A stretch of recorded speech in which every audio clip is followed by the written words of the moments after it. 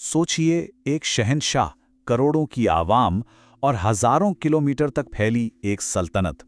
काबुल की बर्फीली वादियों से लेकर दक्कन के गर्म मैदानों तक सिर्फ एक ही परचम लहराता था। तो फिर सवाल ये उठता है कि आखिर कैसे सिर्फ एक अकेला इंसान इतने बड़े, इतने विशाल मुल्क पर हुकूमत करता था? वो कौन सी ताकत थी, वो कौन सा सिस्टम था जो इन सब लोगों को, इतनी सारी जमीनों को एक साथ एक धागे में पिरोए हुए था?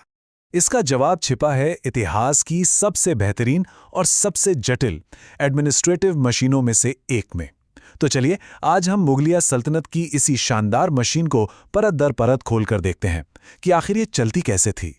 तो देखिए, किसी भी बड़ी इमारत की तरह मुगल सल्तनत भी कुछ बहुत ही मजबूत स्तूनों यानी खंभों पर टिकी थी। ये थे 4 सबसे बड़े वजीर। ये समझिए कि ये बादशाह की आंखें, कान और हाथ बनकर पूरी सल्तनत को चलाते थे। तो सबसे पहले आते हैं मीर बख्शी। अब नाम से तो लगता है कि ये कोई सेनापति होगा, लेकिन नहीं, ये उससे कहीं ज्यादा थे। वो मिलिट्री के एचआर हेड, फाइनेंस कंट्रोलर और इंटेलिजेंस चीफ सब कुछ एक में ही थे। जरा सोचिए, लाखों की फौज का वेतन तब तक जारी नहीं होता था जब तक सरखत नाम के एक कागज पर इनके दस्तखत ना हो जाएं। इतनी जबरदस्त ताकत थी इस एक पद में। अब बात करते हैं मीरे सामाह की। ये शाही महल और बादशाह की पूरी निजी दुनिया के बॉस थे। बादशाह क्या पहनेंगे, शाही दावतों में क्या पकेगा और उन मशहूर शाही कारखानों में क्या बनेगा जहां दुनिया की सबसे बेहतरीन चीजें तैयार होती थीं, ये सब कुछ मीरे सामा ही तय करते थे। मतलब ये सिर्फ एक मैनेजर नहीं थे, बल्कि सल्तनत की शान और शौकत के रखवाले थे। फिर आते थे सद्र उस सुदूर यानी धार्मिक मामलों के मंत्री। वो सारा दान पुण्य और जमीन के अनुदानों का हिसाब किताब रखते थे, जिसे मददे माश कहा जाता था। एक तरह से देखें तो ये सल्तनत की रूहानी आवाज थे, जो ये पक्का करते थे कि सल्तनत हमेशा धर्म और इंसाफ के रास्ते पर ही चले। और इन 4 स्तंभों में जो आखिरी और सबसे अहम थे, वो थे काजी उल कुज़ात, यानी सल्तनत के चीफ जस्टिस। पूरे के पूरे मुल्क में इंसाफ का पूरा निजाम इन्हीं की देखरेख में चलता था। बादशाह के बाद कानून की दुनिया में इनका कहा हुआ लफ्ज ही आखिरी होता था। तो ये 4 मंत्री सल्तनत के धड़कते हुए दिल की तरह थे, बिल्कुल। लेकिन इस दिल से शाही फरमान पूरे जिस्म यानी सल्तनत के कोने कोने तक पहुंचता कैसे था?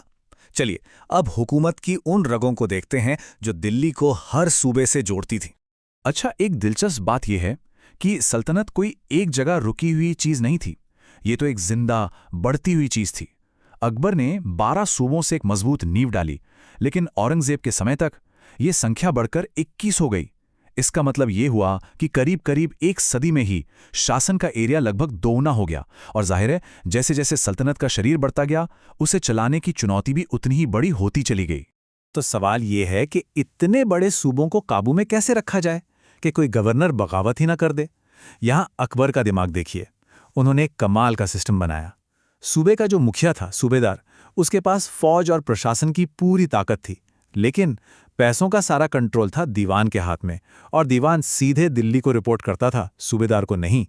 मतलब एक के पास ताकत तो दूसरे के पास तिजोरी की चाबी। क्या कमाल का चेक एंड बैलेंस सिस्टम था, जिसने सूबेदारों को कभी दिल्ली के लिए खतरा ही नहीं बनने दिया। पर हुकूमत का ये ढांचा सिर्फ बड़े बड़े शहरों या राजधानियों तक नहीं था।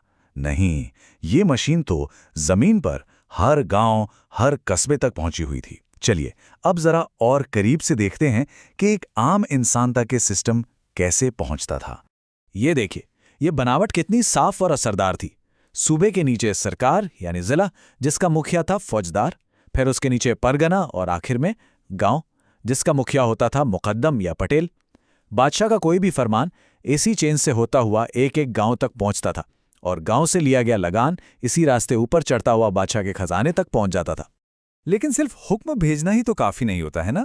बादशाह को यह भी तो जानना था कि सल्तनत में चल क्या रहा है, और इसके लिए एक जबरदस्त खुफिया नेटवर्क बिछाया गया था। वाकया नवीस थे जो सारी पब्लिक खबरें लिखते थे, खुफिया नवीस थे जो गुप्त रिपोर्ट भेजते थे, और हरकारे थे जो जासूस और संदेशवाहक दोनों का काम करते थे। ये लोग सल्तनत का नर्वस सिस्टम थे, जो हर छोटी बड़ी खबर, हर साजिश की भनक बिजली की रफ्तार से दिल्ली तक पहुंचाते थे, ताकि बादशाह हमेशा हमेशा एक कदम आगे रहें। तो जब हम इन सब हिस्सों को एक साथ जोड़ते हैं, 4 मजबूत मंत्री, सूबों का वो बैलेंस निज़ाम, गांव तक पहुंचती वो प्रशासनिक चेन और हर तरफ फैले जासूस, तो एक हैरान कर देने वाली तस्वीर सामने आती है। ये कहानी सिर्फ एक राजा और उसकी फौज की नहीं है। नहीं, ये एक बहुत ही कुशल, एक बहुत ही सोची समझी व्यवस्था की कहानी है। जरा अंदाजा लगाइए, इस पूरी विशाल मशीन को चलाने के लिए 100 से भी ज्यादा अलग अलग तरह के पद और अधिकारी थे। 100 से भी ज्यादा। ये तो आज के किसी भी बड़े कॉरपोरेशन के एडमिनिस्ट्रेटिव ढांचे जितना ही मुश्किल और डिटेल था। बड़े वजीरों से लेकर एक छोटे से छोटे क्लर्क तक हर कोई इस महान मशीन का एक जरूरी पुर्जा था जिसका काम बिल्कुल तय था। यह दिखाता है कि यह सिस्टम कितना ज्यादा विकसित था। तो जब हम मुगलों के बारे में सोचते हैं तो जहन में ताजमहल आता है, लाल किला आता है, लेकिन शायद उनकी सबसे बड़ी और असली विरासत ये इमारतें नहीं बल्कि हुकूमत का ये ढांचा था। रिकॉर्ड रखने का, टैक्स वसूलने का और प्रशासन चलाने का ये पूरा तरीका ताकत की एक ऐसी अदृश्य इमारत थी जिसे बाद में आने वालों ने भी अपनाया और अपने हिसाब से इस्तेमाल किया। एक ऐसा सिस्टम जिसका असर आज भी हमारे एडमिनिस्ट्रेशन की जड़ों में कहीं ना कहीं मौजूद है। सोचने वाली बात है ना?